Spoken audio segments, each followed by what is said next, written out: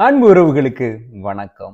அன்பு மக்களே, என்னுடைய பிறப்பிற்கு, என்னுடைய பெயர் காரணத்திற்கு, நான் திருமுழுக்கு, புதுநன்மை, உறுதி பூசுதல், குருத்துவம் என என்னுடைய வாழ்க்கையில் நடந்த அனைத்து முக்கியமான விடயங்களுக்கும் புனித சூசேப்பருக்கும் மிக அதிகமான தொடர்பு உண்டு. முதலில் உங்கள் அனைவருக்கும் புனித சூசேப்பருடைய திருவிழா நல்வாழ்த்துக்களை மகிழ்ச்சியுடன் தெரிவித்துக் கொள்கிறேன். இன்று இந்த காணொளியில உறங்குகின்ற புனித சூசேப்பரினுடைய சிறுபத்தை குறித்து தான் நம்ம பேச போகிறோம். ஒருவேளை இது சரியான மூட நம்பிக்கையா இருக்கலாம் அப்படின்னு நினைச்சா காணொளி விட்டு போகாதுங்க. கடைசி வரைக்கும் பாருங்க, உங்களுக்கு ஒரு தெளிவு கிடைக்கும். வாங்க காணொளிக்குள்ள போகலாம்.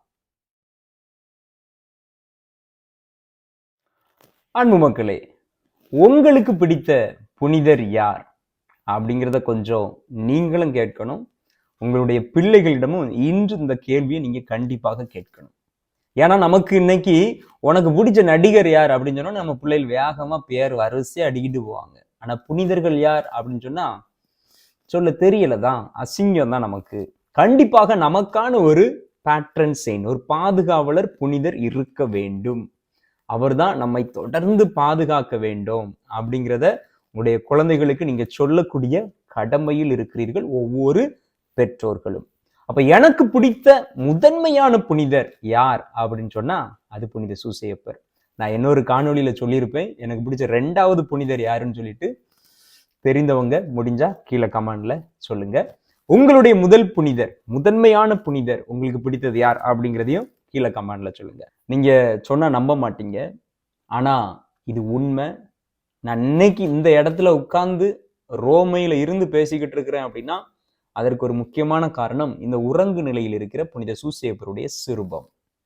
என்ன அப்படிங்கிறத டீட்டெயிலா சொல்றேன். 2ஆம் ஆண்டு என்னுடைய குருத்துவத்தில் இருக்கும் பொழுது என்னுடைய தகுதிக்கு மீறிய ஒரு பணி, பொறுப்பானது எனக்கு கொடுக்கப்பட்டது. அது எனக்கு ஒரு சுமையாகத்தான் இருந்தது. காரணம் இருந்ததிலே ரொம்ப சின்ன பையன், ஆனா பெரிய பொறுப்பு எங்களுடைய ஆயர் என் மீது வைத்த நம்பிக்கையின் மூலமாக அவர் எனக்கு கொடுத்திருந்தார். ஆனா கொஞ்ச நாள் நல்லா செய்துகிட்டு இருக்கிற போல எனக்கு தோணுச்சு. பட் அதுக்கான நான் தகுதி இல்லாத ஆளோ அப்படிங்கிற அந்த எண்ணம், சந்தேகம், குழப்பம், ஒரு மனச்சுமை, ஒரு தெளிவில்லாத சூழல்.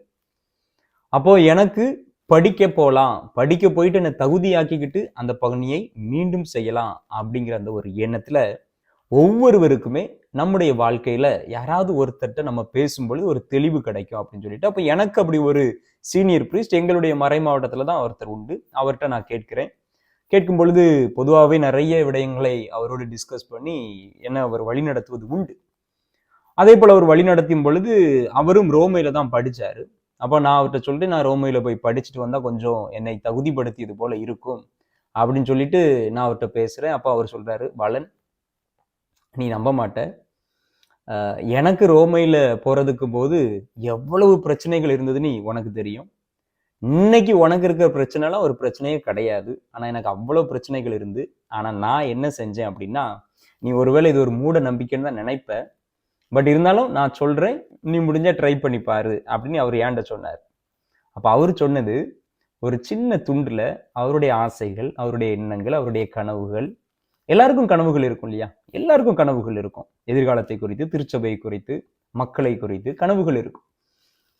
அப்போ அந்த பேப்பர்ல எழுதி உறங்கு நிலையில் இருக்கிற புனித சூசேப்பருடைய அந்த சிறுபத்துக்களை வைத்திருக்கிறாரு. அவருக்கு நடந்திருக்கு. என்னது? ரோமைக்கு படிக்க போறாரு. அப்ப இதை ஏன்ட சொல்றாரு, என்னுடைய குரு பட்டத்துக்கு என்னுடைய பங்கை சார்ந்த அருட்சகோதரிகள் ஒரு நல்ல பெரிய ஒரு உறங்கு நிலையில் இருக்கின்ற புனித சூசேப்பர் சிறுவத்தை கொடுத்தாங்க. ஏன்னா அந்த டைம்ல தான் அது கொஞ்சம் ரொம்ப ஃபேமஸ் ஆகிட்டு இருந்துச்சு. அப்போ எனக்கு ஒரு பெரிய அளவுல நம்பிக்கை இல்லை. பட் அந்த உறங்கு நிலை சூசேப்பர் சிறுவத்து கீழே நம்ம இப்படி வைக்கணும் அப்படிங்கிறது எனக்கு நம்பிக்கை இல்லை. ஆனா சூசேப்பர் மேல எனக்கு நம்பிக்கை உண்டு.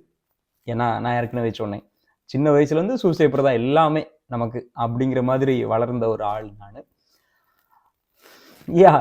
நானும் அப்போ கொஞ்சம் விளையாட்டுத்தனமா தான் எழுதி நானும் வெளிநாட்டுக்கு என்னுடைய உயர் படிப்புக்கு செல்ல வேண்டும் அப்படின்னு ஆசைப்பட்டு நான் அதை என்னுடைய கனவாக, என்னுடைய பெட்டிஷனாக வைத்தேன்.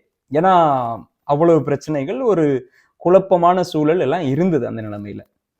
அப்போ வைத்தேன். வைத்து கொஞ்ச நாள்ல நான் அதை பெருசா நினைச்சுக்கல, மறந்துட்டேன், ஏறக்குறைய மறந்துட்டேன். ஆனா எப்பெல்லாம் சூசேப்பரை குறித்த நினைவு வருதோ அப்பொழுதெல்லாம் நம்ம இப்படி ஒண்ணு வச்சிருக்கிறோமே, ஒரு விளையாட்டா தானே வச்சோம், பட் இருந்தாலும் நம்ம அதை சீரியஸா அவர்கிட்ட ஜெபிக்கலாம்ல அப்படின்னு சொல்லிட்டு நான் என்னுடைய உள்ள கிடக்கையில் இருந்த என்னுடைய கவலைகள், என்னுடைய எண்ணங்கள், என்னுடைய கனவுகள் எல்லாத்தையும் சூசேப்பர்கிட்ட சொல்லி கொடுத்துட்டே இருப்பேன். எப்பெல்லாம் எனக்கு அவர்கிட்ட பேசணும்னு தோணுதோ அப்பெல்லாம் நான் பேசுவேன். குறிப்பா எங்க ஊருக்கு கோயிலுக்கு நான் போகும்போது புனித சூசேப்பர் திருத்தலம் தான் அது. நான் போகும்போதெல்லாம் சூசேப்பர்கிட்ட நான் ஜெபிப்பது உண்டு. அப்ப எப்பெல்லாம் நான் சூசேப்பர்கிட்ட ஜெபம் பண்ண ஆரம்பிக்கிறேனோ அப்போதெல்லாம், டேய் நீ இப்படி ஒன்று விளையாட்டுத்தனமா எழுதி வச்சிய ஞாபகம் இருக்கா அப்படிங்கிற மாதிரி எனக்குள்ள ஒரு எண்ணம் வரும். அப்ப நான் கொஞ்சம் சீரியஸா ஜெபம் பண்ணுவேன். அதுக்கப்புறம் தான் எனக்கு ஒரு விடயம் தெரிய வந்தது. அது என்ன தெரியுமா?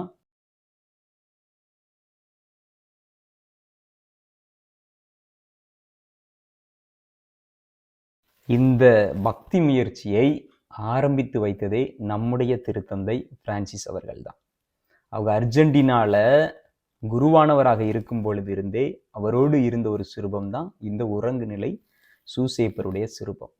எப்போதெல்லாம் பிரச்சனையா இருக்குதோ, ஆயராவன பிறவும் கருதினாலாவனது பிறவும் எவ்வளவு பிரச்சனைகள் இருக்கும் உங்களுக்கு கண்டிப்பா தெரியும். அவ்வளவு பிரச்சனைகளையும் அவர் எழுதி சூசேப்பருக்குடைய அந்த சிறுபத்துக்குள்ள தான் வைக்கிறாரு. அது எல்லா பிரச்சனைகளும் கனவு போல மறைந்து போகிறது. போப் பிரான்சிஸ் அவருடைய எழுத்துக்கள்ல சொல்றாரு, சூசையப்பர் எப்படி பிரச்சனைகளை எதிர்கொண்டாரோ, எதிர்கொண்ட பொழுதெல்லாம் அவருடைய ஜெபத்தில் அவர் உறங்குகிறார். உறங்குவதில் அவருக்கு தெளிவு கிடைக்கிறது. இதுதான் அவருடைய the way of connecting God, கடவுளோடு தொடர்பு கொண்ட விதம் அப்படித்தான்.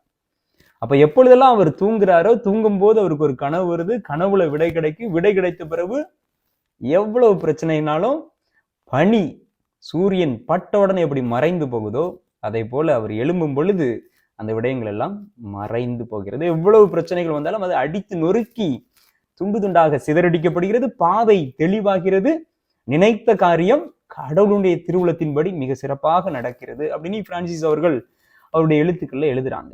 அது அவங்களுடைய வாழ்க்கையில நடந்திருக்கு. எனக்கு இதை சொல்லிக் கொடுத்த அந்த ஃபாதர் வாழ்க்கையில நடந்தது. இப்போ உங்களோட பேசிட்டு இருக்கிற என்னுடைய வாழ்க்கையிலையும் இது நடந்தது. இன்னைக்கு உங்களுக்கு உங்க வீட்டுல எத்தனையோ பிரச்சனைகள் இருக்கலாம், குழப்பங்கள் இருக்கலாம், சந்தேகங்கள் இருக்கலாம். ட்ரை பண்ணி பாருங்க. இல்லை ஏற்கனவே நீங்க ட்ரை பண்ணி இருக்கிறீங்க அப்படின்னா கீழே கமெண்ட்ஸ்ல சொல்லுங்க. இந்த சூசேப்பருடைய பாதுகாவல், அவருடைய பரிந்துரை மிக மிக மிக வல்லமையானது. அதற்கு எப்பொழுதுமே நான் ஒரு சாட்சியாக உங்கள் முன்னாடி இருக்கிறேன். ஏன்னா கடவுளால் ஆகாதது எதுவும் இல்லை. மனிதர்கள் சொல்லலாம் இதெல்லாம் நடக்குமா அப்படின்னு சொல்லிட்டு, ஆனா கடவுள் தேர்ந்தெடுத்த புனித சூசேப்பருடைய பரிந்துரையினால கடவுளால் ஆகாதது எதுவும் இல்லை.